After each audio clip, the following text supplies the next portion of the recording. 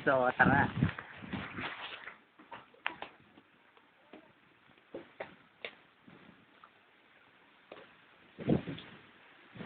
So, nakikita nyo naman po, di ba? Ecological yung nangyari. So, katapos lang po yung bagyong Ondoy, right? So, hindi po siya masyado nasalanta. Medyo makikita nyo po yung kagandahan ng falls dito.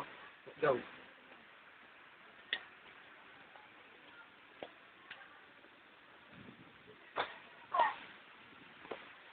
Medyo malapit na po tayo. Medyo nakikita nyo na po yung view.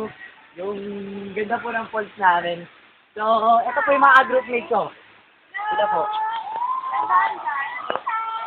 Go, go.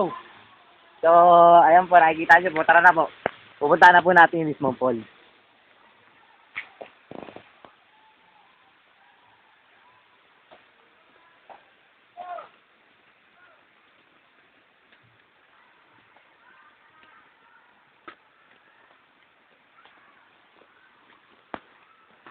So, dito po tayo. Kasi medyo malalim po talaga siya. So, as nakikita nyo po, medyo gawa na po siya ng tao, hindi na po siya, hindi na po siya ecological talaga eh. Pero, kung makikita nyo po, medyo falls po talaga siya na pinaganda lang para po at maging tourist spot. So, tara na po, para makita nyo po ng ito.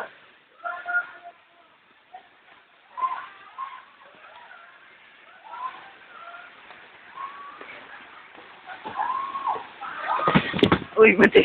Basa.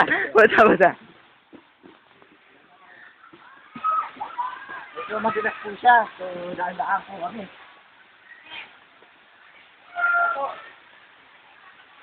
So, banda rin po sa taas, makikita niyo po yun.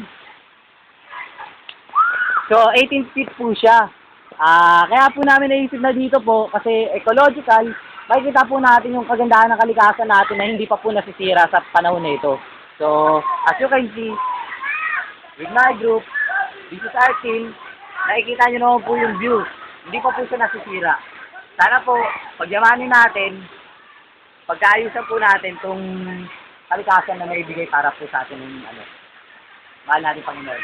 Nakikita nyo naman po, mag-enjoy na po yung mga team ko, sa group ko. So, let's have an enjoy.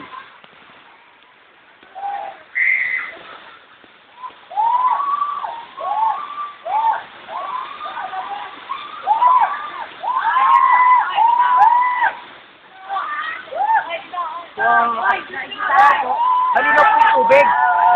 Diba po? Malinaw po yung tubig niya. So, masarap po para sa maligo.